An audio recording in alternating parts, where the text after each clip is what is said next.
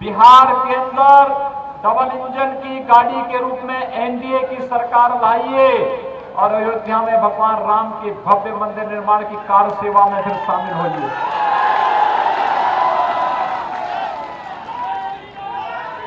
भाइयों बहनों, भारत के गौरव के प्रतीक,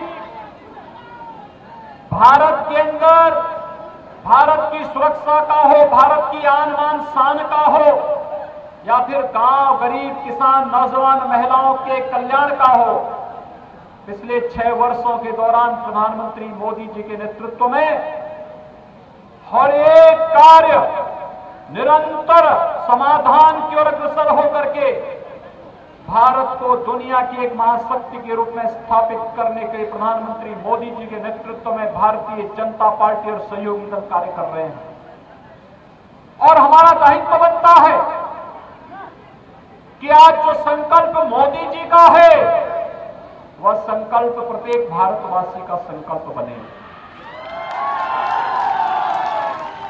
क्योंकि मोदी जी ने यही तो किया है। याद करिए, मई 2014 में जब इस देश की जनता जनार्दन ने मोदी जी के हाथों में देश की कमान सौंपी थी, उससे पहले देश की स्थिति क्या थी? कांग्रेस और राजद का रोज एक नया घोटाला सामने आता था। कभी स्पेक्ट्रम घोटाला, कभी कॉमनवेल्थ घोटाला, कभी खाद्यान्न घोटाला, कहीं पर कोयला घोटाला, और घोटाले पे घोटाले, घोटाले पे घोटाले उनकी एक प्रवृत्ति बन चुकी थी। इस देश पर हमले हो रहे थे, लगातार आतंकी हमले। कभी चीन आंख दिखाता था, कभी पाकिस्तान आंख दिखाता था, कभी कोई और आंख दिखाता था। देश के अंदर विश्वास का वातावरण, चारों ओर जन आंदोलन, लोग सड़कों पर थे, अविश्वास का वातावरण था। और इन परिस्थितियों में प्रधानमंत्री के रूप में देश की जनता ने मोदी जी के हाथों में देश की बागडोर सौंपी। प्रधानमंत्री बनते ही मोदी जी ने देश की जनता को एक बात के लिए आश्वस्त किया था, जो कांग्रेस कहती थी कि देश के अंदर देश के संसाधनों पर किसी मजहब विशेष का अधिकार है। प्रधानमंत्री जी ने कहा नहीं, इस देश के संसाधनों पर इस देश के गांवों का, इस देश के किसानों का, इस देश के नौजवानों का, इस देश के गरीबों का और इस देश के हर एक तबके का अधिकार है। हम विकास करेंगे सबका, लेकिन तुष्टीकरण किसी का नहीं। भाइयों बहनों, यह देश 1947 से तुष्टीकरण की राजनीति से उभरा होता, इस देश के अंदर आतंकवाद नहीं फैलता। देश के अंदर नक्सलवाद सिर उठाने का दुस्साहस नहीं कर पाता। देश के अंदर अराजकता नहीं फैलती। मात्र 6 वर्ष के अंदर मोदी जी ने 3 करोड़ गरीबों को मकान दे दिए, 4 करोड़ गरीबों को विद्युत का कनेक्शन उपलब्ध करा दिया, 8 करोड़ गरीबों को रसोई गैस का कनेक्शन उपलब्ध करवा दिया, 10 करोड़ गरीबों के लिए एक शौचालय उपलब्ध करवा दिया, 12 करोड़ किसानों को प्रधानमंत्री किसान सम्मान निधि का लाभ दे दिया, 15 करोड़ नौजवानों के लिए प्रधानमंत्री मुद्रा योजना में आर्थिक स्वावलंबन का रास्ता प्रशस्त कर दिया, 35 करोड़ गरीबों के बैंकों में अकाउंट खोल करके वित्तीय समावेशन के साथ उन्हें जोड़ने का कार्य किया, 50 करोड़ गरीबों को प्रधानमंत्री किसान सम्मान निधि में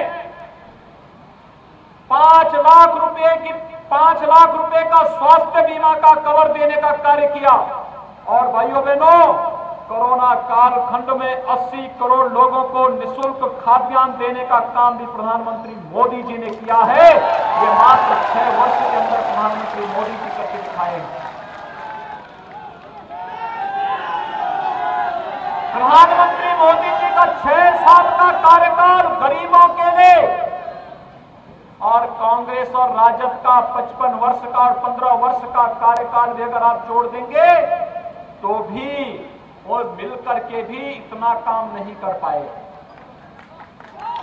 और जहां तक देश के आन बान और शान की रक्षा की बात है, हर व्यक्ति जानता है पहले पाकिस्तान प्रस्त आतंकवादी भारत के अंदर घुस करके आतंकी घटनाओं को अंजाम देते थे और आज पाकिस्तान की सिट्टी पिट्टी गुम हो चुकी है। एक कांग्रेस और राजद के लोग आएंगे ना तो शाहीन बाग जैसे धरनों के माध्यम से अव्यवस्था और अराजकता ही फैलाएंगे और आज मोदी जी के नेतृत्व में भारत का बहादुर जवान पाकिस्तान के अंदर घुस करके आतंकी कैंपों को नष्ट करने का कार्य करते हैं। आतंकवाद के सामने कोई समझौता नहीं, आतंकवाद के लिए कोई मान मनोबल नहीं। आतंकवाद जैसे मानेगा उसी भाषा में जवाब देकर के देश की जनता को सुरक्षा देंगे। ये संकल्प भारतीय जनता पार्टी और सहयोगी दलों का है।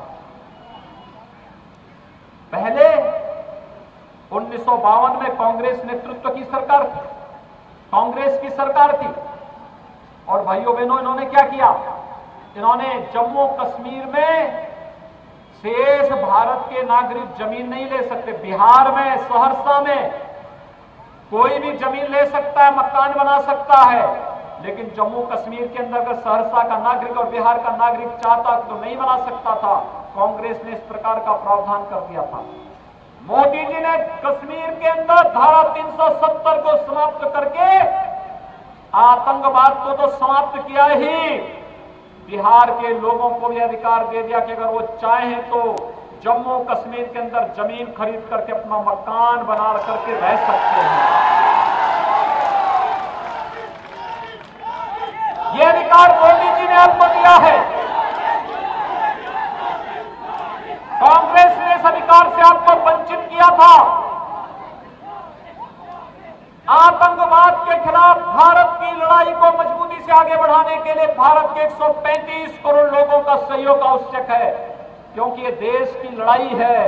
लेकिन देश की इस लड़ाई में प्रत्यक्ष और अप्रत्यक्ष रूप से आतंकवाद का समर्थन करने वाले कांग्रेस और राजद के लोगों ने तुष्टीकरण की सभी हदें पार करते हुए इस देश के अंदर जाने अनजाने में इस बार तो इनके सहयोगी दल के रूप में वे लोग भी हैं जो प्रत्यक्ष अप्रत्यक्ष रूप से नक्सलवाद को समर्थन करते हैं, हिंसा में विश्वास करते हैं, व्यापक अराजकता को पैदा करके आन मान और शान के खिलाफ, देश की आन मान और शान के खिलाफ गुस्ताखी करने का कार्य करते हैं, उनको लोग प्रत्याशी बनाने का कार्य करते हैं।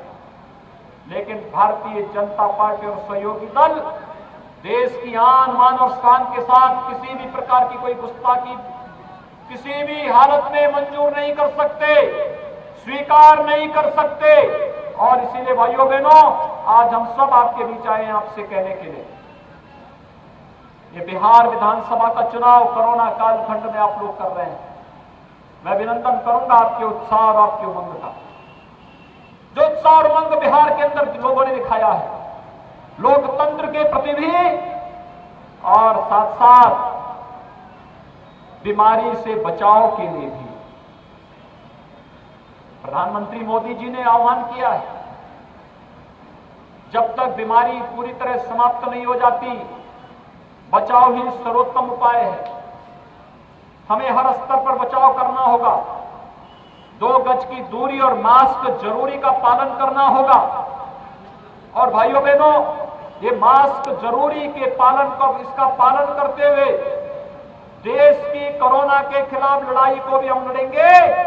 और बिहार के अंदर विकास और सुशासन का मॉडल जो एनडीए के नेतृत्व में, यहां पर नीतीश जी के नेतृत्व में जदयू, भाजपा, वीआईपी, हम पार्टी जैसे सभी दल मिलकर के आगे बढ़ाने का कार्य कर रहे हैं। इन सबके नेतृत्व में सहयोग देते हुए बिहार का प्रत्येक नागरिक अगर अपना योगदान दे देता है तो बिहार दुनिया की एक महाताकत के रूप में आगे बढ़ने से बिहार को कोई रोक नहीं सकता है। और भाइयों बहनों, यही आह्वान करने के लिए आज मैं आपके बीच आया हूं। आपने पिछले 6 वर्ष के अंदर देश की तकदीर और तस्वीर को बदलते हुए देखा है। आज भारत दुनिया के अंदर एक ताकत के रूप में अपनी धमक को पूरी मजबूती के साथ आगे बढ़ा रहा है। आज जनता के साथ किए गए हर एक वायदे को एक एक करके पूरा किया है मोदी जी के नेतृत्व में भारतीय जनता पार्टी ने।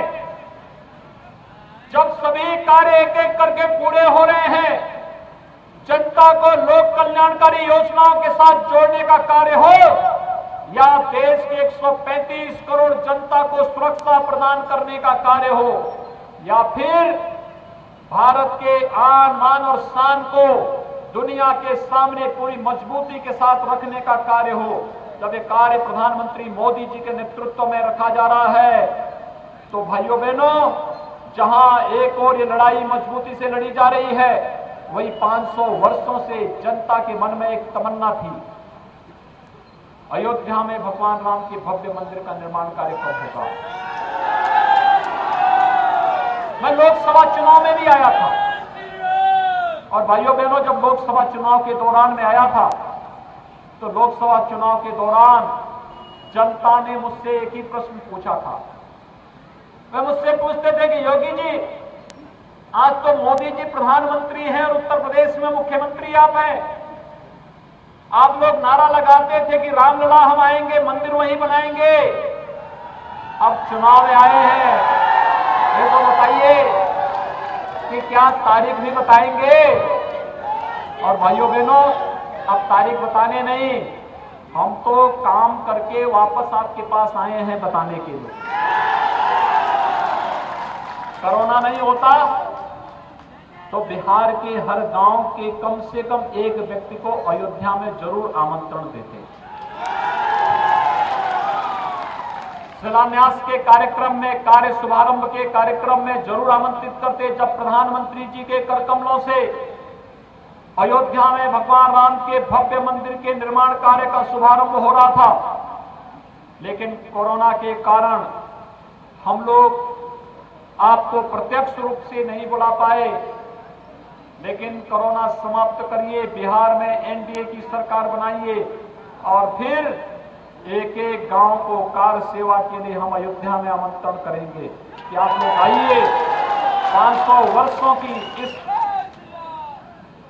कसक को पूरा करिए और साथ साथ अयोध्या और जनकपुर का जो मिलन है, उत्तर प्रदेश और बिहार का राम जानकी के रूप में जो मिलन है, इस मिलन को एक और नई मजबूती के साथ, सांस्कृतिक धारा के साथ आगे बढ़ा करके, आध्यात्मिक धारा के साथ आगे बढ़ा करके हम लोग विकास के पथ पर अग्रसर हों। और आज यही तो कार्य हो रहा है। अयोध्या से सीतामढ़ी तक एक राम जानकी मार्ग का निर्माण मोदी जी के द्वारा कराया जा रहा है। भाइयों बहनों, जो दूरी पहले 12-15 घंटों में तय नहीं हो पाती थी, ये राम जानकी मार्ग बनने के बाद मात्र 5 से 6 घंटे में अयोध्या की दूरी बिहार से पूरी कर दी जाएगी। सुबह जाइए, दिन में दर्शन करिए, शाम को वापस अपने घर में आ जाइए। ये कार्य है, आज ये विकास है।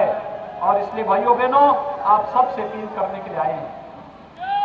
देखना, हमारे यहां ये कहा जाता है कि अगर किसी ने कोई उपकार किया है तो उस उपकार को पूरा करने के लिए कृतज्ञता ज्ञापित किया जाता है। और आज तो यहां पर साक्षात केवट की नैया ही यहां सामने आ गई है आपके सामने। कभी भगवान राम को इस नैया ने पार किया था और आज आप सबसे अपील करेंगे, लोकतंत्र में जनार्दन के रूप में आप स्वयं हैं, इसलिए इस नैया को पार करने में अपना योगदान दे दीजिए। भैया, ये मुकेश सहनी आपके बीच में भाजपा, जदयू और हम पार्टी सभी के सहयोग से आपके बीच में आए हैं और आप सबका समर्थन प्राप्त करने के लिए आए हैं। मेरी अपील होगी, सहरसा जनपद में भाजपा, जदयू, हम और वीआईपी के जितने भी प्रत्याशी हैं, सहरसा से श्री आलोक रंजन झा भारतीय जनता पार्टी के प्रत्याशी भी बनाए गए हैं। और मेरी अपील होगी, आप सभी लोग जहां भी वीआईपी से, भाजपा से, जदयू से और हम पार्टी से जो भी प्रत्याशी हैं, उन सभी को हम लोग अपना समर्थन दें। आप लोग सभी समर्थन देंगे? सभी लोग अगर समर्थन देंगे एक बार हाथ खड़ा करके थोड़ा मुझे आश्वस्त करिए। जहां तक मेरी आवाज जा रही है, माताएं, बहनें, नौजवान, बुजुर्ग, किसान, सभी लोग, ये बाउंड्री वाल पे जो लोग बैठे हुए हैं, आप लोग बाउंड्री वाल में बैठ के रक्षक के रूप में काम करिए। बोलिए कि हम लोग सब समर्थन करने जा रहे हैं। आप सबको मैं बहुत धन्यवाद देता हूं। आपने जो समर्थन दिया, अपील है, देखना क्वारंटीन में थे श्री मुकेश सहनी जी। कोरोना के खिलाफ लड़ाई भी और चुनाव भी दोनों एक साथ लड़ा जा रहा है और उन्होंने इसका पूरा ध्यान रखा। हो सकता है घर घर न जा पाए हो, लेकिन भाइयों बहनों, आपके पास स्मार्टफोन है, इस फोन का इस्तेमाल करिए। अपने नातेदार, अपने रिश्तेदार, अपने मित्र, अपने शुभचिंतक को एक एक कॉल करके या SMS करके उनको बताइए कि मुकेश सहनी को हमें यहां से भारी बहुमत से, सिमरी बख्तियारपुर से भारी बहुमत से इस नाव चुनाव चिन्ह पर भारी बहुमत से विजयी बना करके बिहार विधानसभा में भेजना है। एक अपील और दूसरा, सहरसा से श्री आलोक रंजन झा भारतीय जनता पार्टी के प्रत्याशी कमल चुनाव चिन्ह पर है। मेरी आप सबसे अपील है कि इन्हें भारी बहुमत से विजयी बना करके बिहार विधानसभा में भेजने के लिए आप सभी युद्ध स्तर पर लगे। कल चुनाव प्रचार बंद होगा, 7 को चुनाव अंतिम चरणों में संपन्न होगा और लोकतंत्र की ताकत के साथ भाइयों बहनों आप जरूर कराइएगा। इस विश्वास के साथ मैं एक बार फिर से आप सबको हृदय से आपका अभिनंदन करता हूं। अपनी वाणी को विराम देता हूं। जय जय श्री राम।